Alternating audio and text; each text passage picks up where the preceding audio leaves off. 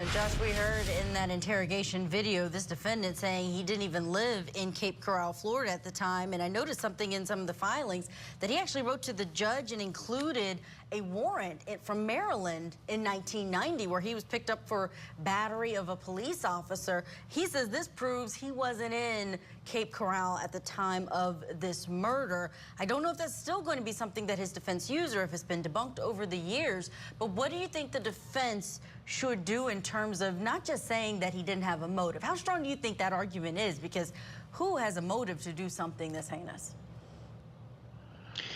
Well, they're kind of getting to the point where they're running out of defenses here. So, yeah, they're going to have to attack motive. That's kind of all that they have and say, listen, it doesn't make sense. Why would this man do this? You can't wrap your heads around this. If you, the jurors, are confused, and remember, that's where the defense thrives, is in confusion.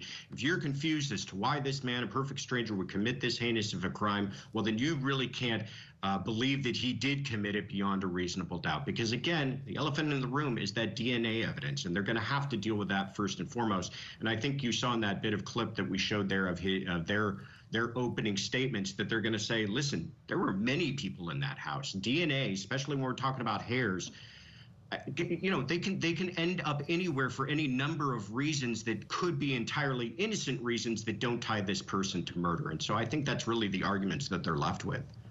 And you know, Josh, to Julia's point about the fact that, you know, we have someone on trial 33 years later, and the fact that we have someone to put on trial, possibly going to be found guilty here.